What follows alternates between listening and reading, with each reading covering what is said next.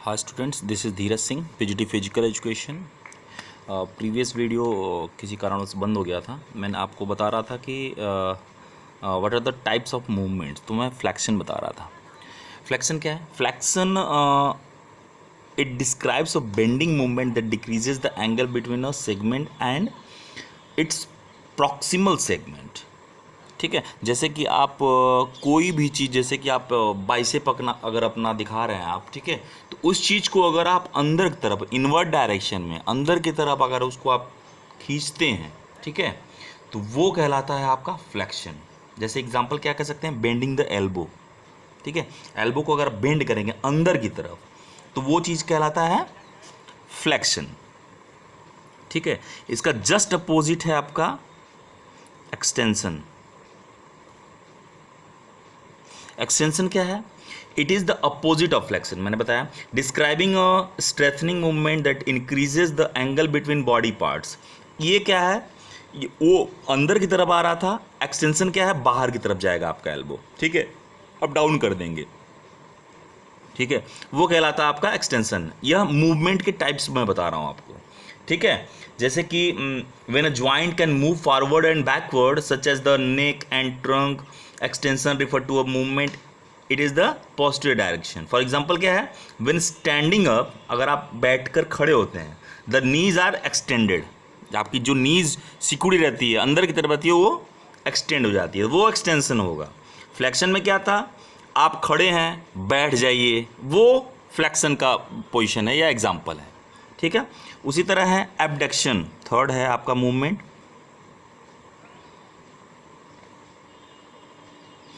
Abduction, abduction क्या है? It refers to a motions that pulls a structure or part away from the middle line of the body. ठीक है, abduction क्या है? Abduction normally आपका हाथ दोनों नीचे है, उसको आप एबडक्ट करोगे, ऊपर करोगे, तो वो हिस्सा कहलाएगा एबडक्शन। ठीक है ना? और एडक्शन, नेक्स्ट है आपका एडक्शन। नेक्स्ट है आपका एडक्शन, एबडक्शन का जस्ट उल्टा। It refers to a motion that pulls a structure of part toward the mid line of the body. ठीक है, एबडक्शन क्या है? एबडक्शन है आपका हाथ आपका नीचे है, आप उसको अपवर्ड डायरेक्शन में जब स्ट्रेट करते हो तो वो होगा एबडक्शन। एडक्शन क्या है? जब आपका नॉर्मली हाथ जो है पुल ऑलरेडी है, उसको आप डाउन करोगे तो वो हो जाएगा एडक्शन। ठीक है, बुक में होगा, फिगर होगा, आप उसको देख सकते हैं। ठीक है, नेक्स्ट आपका है पांचवा एलिवेशन। एलिवेशन सब लोग जानते होंगे, एलिवेशन क्या है? उसको हाइट, थोड़ा सा ऊंचाई पर। ठीक है, elevation refers to a movement in a superior direction. For example, struggling is an example of elevation of the scapula. Means आप अपने शोल्डर को जब अपवर्ड डायरेक्शन में से उठाते हैं, वो होता है एलिवेशन। ठीक है, नेक्स्ट है आपका डिप्रेशन, जस्ट उसका उल्टा। डिप्रेशन क्या है? Depression refer to a movement is in an inferior direction, the opposite of elevation. आप अपने शोल्डर को जस्ट डाउन साइड में जितना ज़्यादा अंदर खींच सकते हैं, नीचे खींच सकते हैं, वो होगा आपका डिप्रेशन। नेक्स्ट है आपका internal rotation. Internal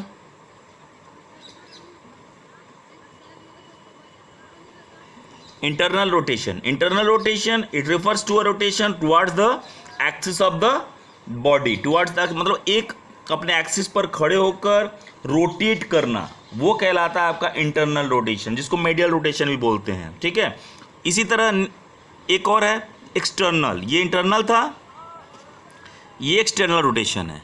external rotation क्या है? It refers to a rotation away from the centre of the body, अपने जो सेंटर है आपका उससे दूर करके। जैसे एक्सटर्नली मतलब रोटेशन जो रहेगा आपका एक ही जगह से रहेगा, बट आपका जो एक्सिस रहेगा, जो सेंटर रहेगा, उससे ये कहीं ना कहीं थोड़ा सा दूरी पर बना के रखना। ठीक है, अंदर ही अंदर, वो चीज़ कहलाता है आपका एक्सटर्नल रोटेशन। ठीक है, इसको लैटरल रोटेशन भी बोलते हैं। इट मीन्स थोड़ा सा away from the centre. Next आपका है सर्कमडक्शन।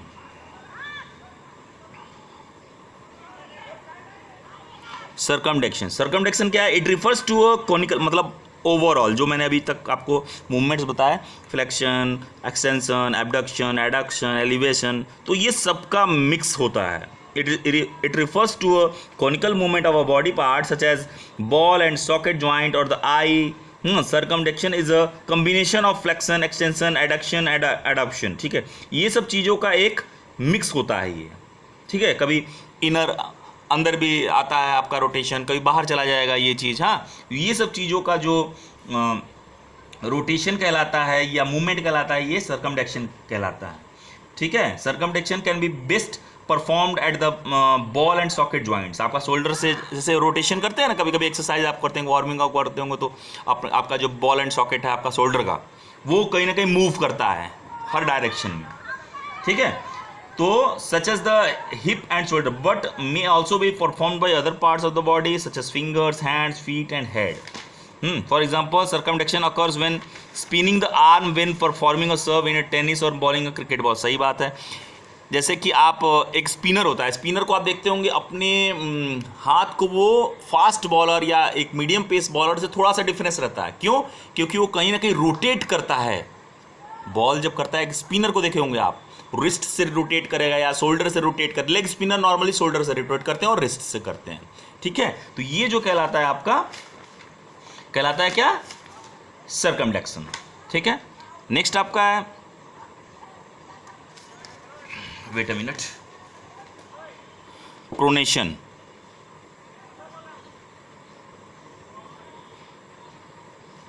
प्रोनेशन और सुपेनेशन. प्रोनेशन क्या है? When in the anatomical position the forearm is rotated so that the palm of the hand faces backwards. ये लाइंग पोजीशन है लेटने का. ठीक है, प्रोनेशन में क्या है? आपका सर जो नीचे रहेगा, आपका पाम जो होगा वो ऊपर हो जाएगा. ठीक है, ये कहलाता है प्रोनेशन. ठीक है, सुपाइनेशन क्या है? जस्ट उल्टा है इसका. सुपाइन मीन्स आप नॉर्मली सीधे स्ट्रेट लेट जाएंगे और आपका जो हाथ पाम रहेगा वो ऊपर ना होके नीचे हो जाएगा, वो सुपाइनेशन कहलाता है. ठीक है, होप आप लोग को समझ में आया होगा मैंने क्या बताया. नेक्स्ट आपका टॉपिक है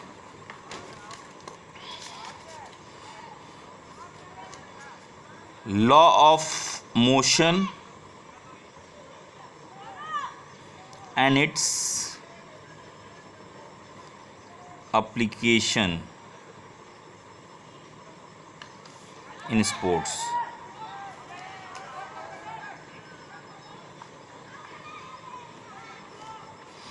लॉज ऑफ मोशन होप सभी लोगों ने पढ़ा होगा और जानते भी होंगे अच्छी तरह कि है क्या ये. ठीक है, यह न्यूटन लॉ जिसको बोलते हैं, लॉज ऑफ मोशन भी बोलते हैं. 3 लॉज होते हैं. लॉ ऑफ इनर्शिया जो फर्स्ट लॉ ऑफ मोशन है, law of acceleration and action and reaction. तो फर्स्ट आपका जो लॉ है, law of inertia. Law of inertia क्या है? This law states that an object at rest will remain at rest or an object in motion will remain in motion at the constant velocity unless acted upon a force. Law of inertia क्या कहता है कि कोई object तब तक स्थिर रहेगा या एक जगह रहेगा जब तक उस पर कोई फोर्स नहीं अप्लाइड होता. जब कब वो मोशन में होगा? जब कोई उस पर फोर्स अप्लाइड होगा. और तब तक वो फोर्स, और ऑब्जेक्ट कब तक फोर्स मतलब मोशन में रहेगा? जब तक उसको कोई रोक नहीं देता. तो लॉ ऑफ इनर्शिया ये कहता है, this law states that an object at rest will remain at rest or an object in motion will remain in motion. ठीक है, ये लॉ ऑफ इनर्शिया कहता है. एग्जाम्पल क्या है? अ football placed at penalty point will remain at rest. ठीक है, जब पेनल्टी कॉर्नर या फुटबॉल जब होता है, एक गेम है फुटबॉल, गर्ल्स शायद उतना ना इंटरेस्ट लें, बॉयज़ जानते होंगे इस चीज़ को. तो बॉल एक जगह रखी रहती है, तो वो तब तक वहाँ पर पड़ी रहेगी जब तक उस पर कोई पेनाल्टी शूट वाला आकर उसको हिट नहीं करता. हिट करेगा तो वो मोशन में होगा. ये है लॉ ऑफ इनर्शिया. ठीक है, कोई ऑब्जेक्ट जब तब तक एक ही जगह रहेगा तब तक जब तक उसको कोई फोर्स अप्लाइड नहीं होता. ठीक है, ये था लॉ ऑफ इनर्शिया. ये आप लोगों ने मुझे लग रहा है 9th 10th में भी पढ़ा होगा नॉर्मली. सेकेंड है आपका law of acceleration. Law of acceleration क्या है, इसको सेकेंड लॉ भी बोलते हैं। According to this law the rate of change in velocity, जिसको एक्सेलरेशन भी बोलते हैं, of an object is directly proportional to the force applied and inversely proportional to the mass of body.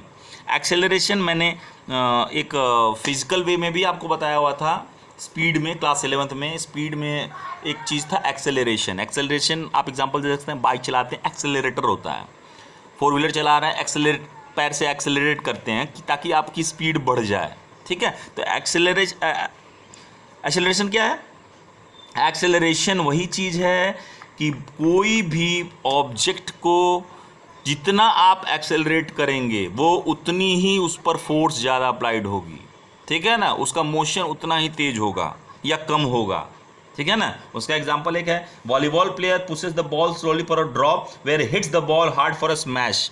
Volleyball में दोनों चीज़ें होती हैं, कभी कभी आप देखते होंगे जब स्मैशर स्मैश करता है तो उसको एक्सेलरेशन जो फोर्स होता है बहुत तेज अप्लाइड करता है तो बॉल तेजी में जाती है, वो क्या है एक्सेलरेशन। कभी कभी क्या होता है, लिफ्टर जो होता है बॉल उठाता है, उसको स्मैशर स्मैश ना करके वो नॉर्मली प्लेस कर देता है धीरे से, तो उस पर जो फोर्स रहता है वो बहुत धीरे रहता है, ठीक है। तो उसके कारण वो बॉल जो स्पीड पकड़ती है वो धीरे से पकड़ती है। ये है आपका लॉज ऑफ एक्सेलरेशन।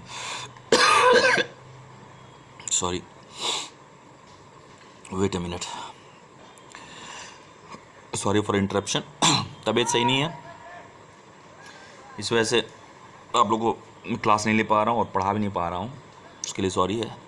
अभी भी तबीयत नहीं सही है, लेकिन थोड़ा सा लंबा टाइम हो गया था इसलिए मैं सोचा कि वीडियो अपलोड कर दूँ आप लोग का, और लगभग कोर्स कंप्लीट ही है, इस वजह से मैं थोड़ा सा निश्चिंत हूँ। नेक्स्ट आपका है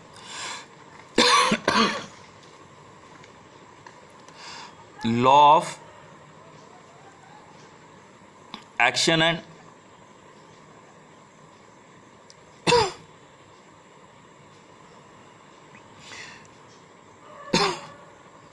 रिएक्शन। इसमें नॉर्मली क्या था,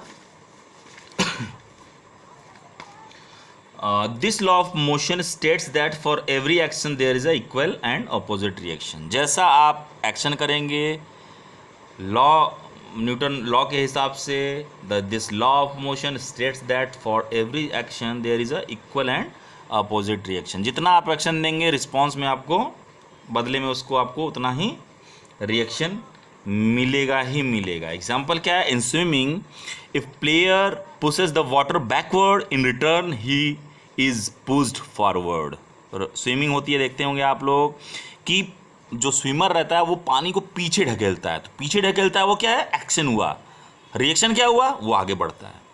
आगे कब बढ़ेगा वो, जब वो एक्शन में पानी को पीछे ढकेलता है, तो बदले में रिएक्शन यही मिलता है कि वो आगे बढ़ता है, ठीक है। दूसरा एग्जांपल भी ले सकते हैं, an athlete pushes the starting block backward and दस एथलीट इज पुश्ड फॉरवर्ड। आप कभी भी स्टार्ट लिए होंगे, आप लोगों को भी मैंने स्टार्ट कराया हुआ है, on your mark get set go. जब मैं गो बोलता हूं तो आप हमेशा देखते होंगे आपका पैर पीछे की तरफ, उसको पीछे की तरफ पुश करता है, ठीक है ना, बैकवर्ड, तो बदले में आप आगे बढ़ते हैं, ठीक है ना। ये चीज़ें जो एग्जांपल थी आपका law of action and reaction थी, ठीक है। बस इतना ही है। आपके आज के यूनिट 8 ख़त्म हो गया, बहुत छोटा यूनिट था, होप आप लोग को समझ में आया होगा। और नेक्स्ट वीडियो भी मैं जल्दी बनाऊंगा यूनिट 9 का, यूनिट 10 2 ही यूनिट बचा हुआ है आपके पास। एक टॉपिक इसमें भी था फ्रिक्शन एंड स्पोर्ट्स, बट वो आपके सिलेबस में इस साल हटा दिया गया है। 30% जो डिडक्ट हुए हैं आपके यूनिट्स और टॉपिक्स, उसमें फ्रिक्शन एंड स्पोर्ट्स भी थे, ठीक है ना। तो इस चीज़ को याद रखिएगा। Okay, thank you very much, bye.